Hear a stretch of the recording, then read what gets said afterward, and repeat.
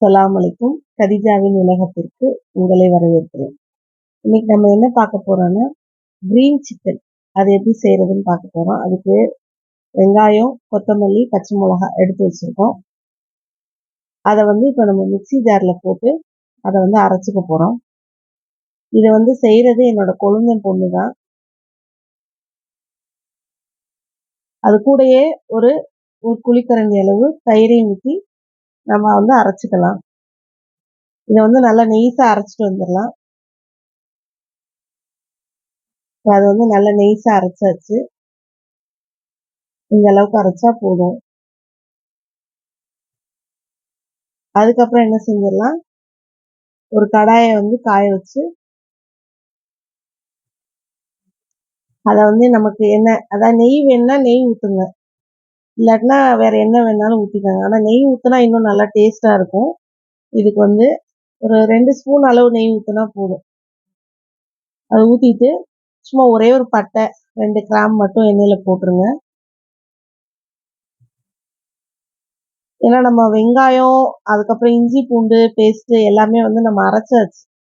அதனால நம்ம இதுக்கு வெங்காயம் எல்லாம் போட வேணாம். அப்படியே டைரக்டா சிக்கன் அதில் போட்டு விட்டுருங்க.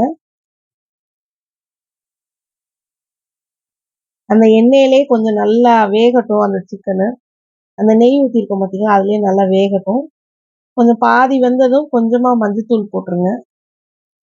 மஞ்சத்தூள் போட்டு நல்லா அந்த அப்படியே அந்த எண்ணெயிலே நல்லா வேகட்டும்.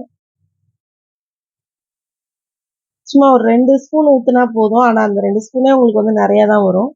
இப்போ நம்ம அரைச்சி வச்சுருக்கோம்ல, அந்த கலவையை ஊற்றிக்கலாம். ஏன்னா நல்லா பாதி வெந்துருச்சு. நல்லா அந்த எண்ணெயிலே நல்லா சிக்கன் வெந்துருச்சு. இப்போ அந்த இதை போட்டு நல்லா இது பண்ணிக்கலாம். இப்போ அதுக்கு கொஞ்சமாக மிளகாத்தூள் போட்டு வதக்கிக்கோங்க.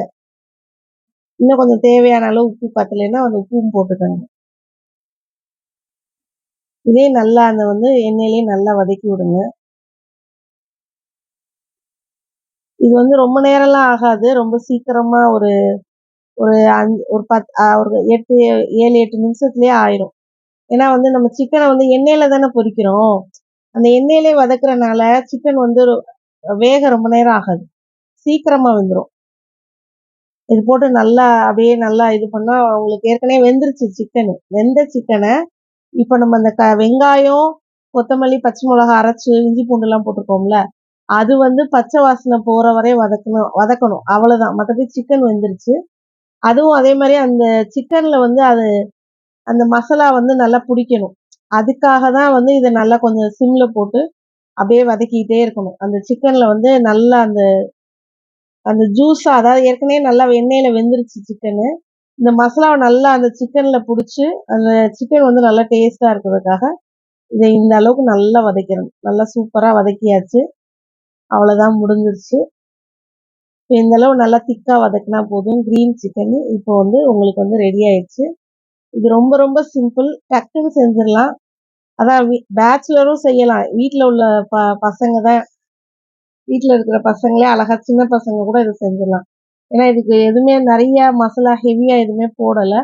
ரொம்ப சிம்பிளா செஞ்சாச்சு. ரொம்பவும் ஈஸி தான், டக்குன்னு வேலை முடிஞ்சிருச்சு. இது கிரீன் சிக்கன் சொல்லலாம், இல்லை ஹரியாலி சிக்கன் சொல்லலாம், எது வேணாலும் சொல்லலாம். நீங்களும் இந்த மாதிரி உங்க வீட்டில் செஞ்சு சாப்பிட்டு பாருங்க. உண்மையிலேயே சூப்பரா இருக்கும்.